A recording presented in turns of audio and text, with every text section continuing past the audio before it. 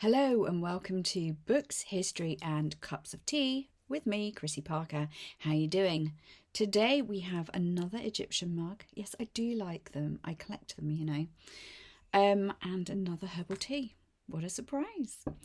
Anyway, today I'm going to focus on one question that came in from one of my readers. As you know, if you've watched previous videos, I have a lot of questions that have come in from readers, and I've decided to start doing little Q&As or answering some of the questions here on Books, History and Cups of Tea. So the question is, what was the first piece of writing that you ever did, not including school essays?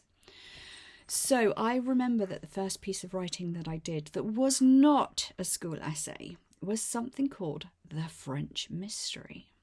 Okay, so I used to love books when I was a kid. I used to love going to the library, sitting on the floor, going through the children's books.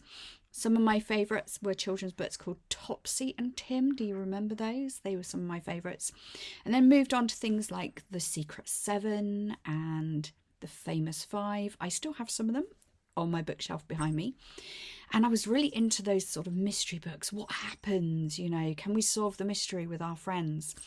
And the village that I lived in had a river, had fields, had big hills, and it had an old quarry, footpaths up through stones, and a Roman hill fort. I was in my element. And so I decided when I was probably about 10 years old to write a book called The French Mystery. A very famous Five-esque story based on me and some of my friends that I went to school with and their dogs. Yes, I included dogs. Very famous Five of me, I know. And I wrote it, and I wrote it all longhand by paper, because obviously in those days there weren't computers. Yes, I am that old. And I even created my own book cover. And believe it or not, I still have it. Yes, I do.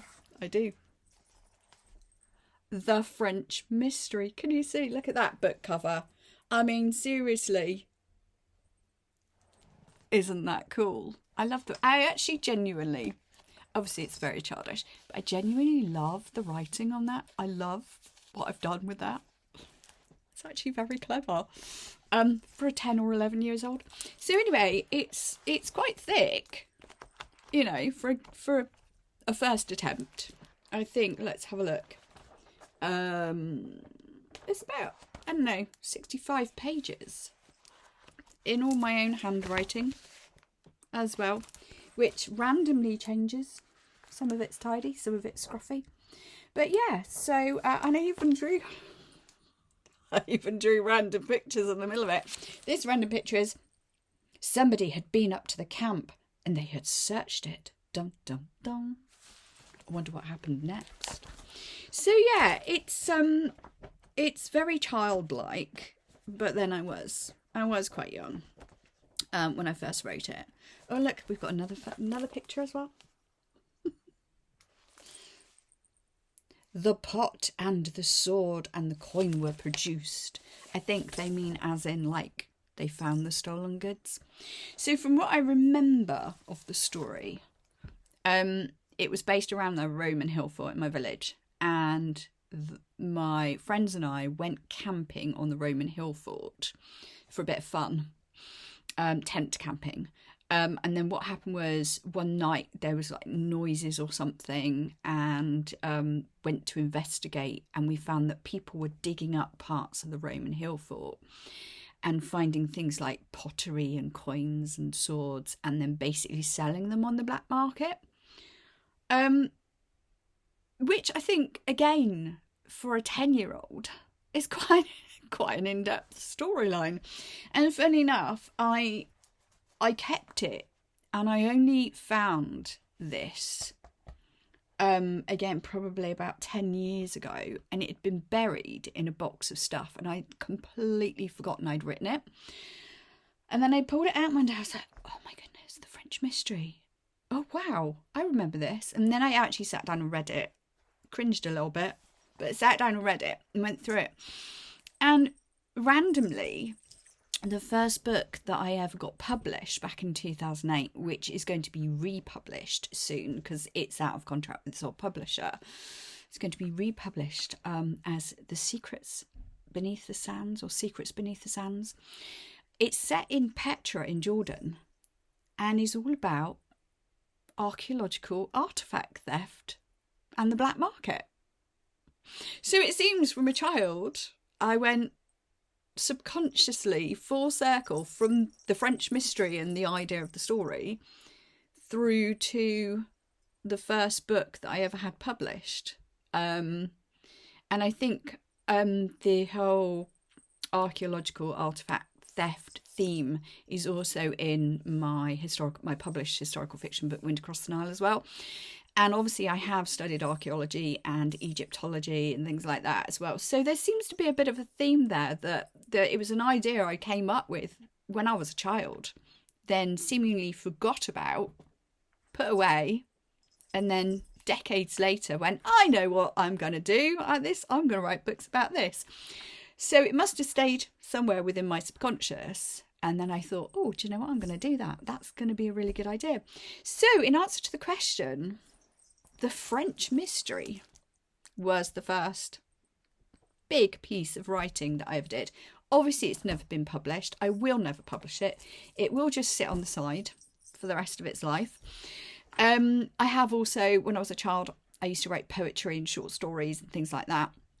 And when I was a teenager, I wrote lots of poems and short stories. And some of those I have now, I chose several years ago to actually publish some of those and put them into a book, which is called The Secrets, the collection. Just because I wanted to do something with them and I felt, they should be published somewhere.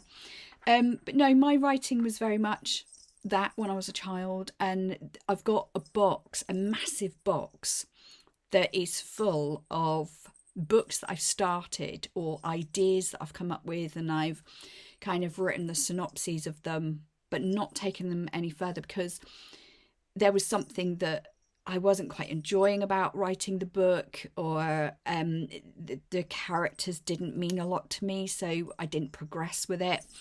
But it's very interesting to go back and have a look at them sometimes and think, oh, see where I kind of started, what I went through, and where I am now. So that was the first piece of writing that I ever properly did. And yeah, it all came from those little nutshells when I was a child. So never discount if you are a writer and you wrote something a long time ago and you've put it in a box somewhere. Go back, open that box, go through everything and have a look at it, because there may be something in there that in actual fact you can actually use. You can kind of go, oh, do you know what? I could rewrite this now. This could be the story that I want to create and put out there for people to read. So never throw away or delete anything that you've ever written, because there is a possibility that in the future it may help you come up with another story or something like that. So yeah, thank you so much for that question, because it gave me the opportunity to talk about this random piece of work that I did when I was a child, which I always quite like talking about, because it's especially the fact that I drew the cover and I've given it a shiny cover by putting sellotape all over it, which is quite bizarre. I've even put little figures. I don't know if you can see that. I've even put little figures and a coin on the pottery, and I've even stenciled my own name in the bottom, and written on and off on the torch. I was just there with the creation, wasn't I? Seriously, that was hilarious. Anyway, moving swiftly on. Thank you so much for the question. It's much appreciated, and I really enjoyed answering that one. If you've got any questions that you would like me to answer, pop them in the comments below. I will add them to my list. But in the meantime, I'm going to continue my cup of tea. Have a great day, and you know where to find me on socials. Come drop by, say hi, and enjoy the rest of your day. Bye.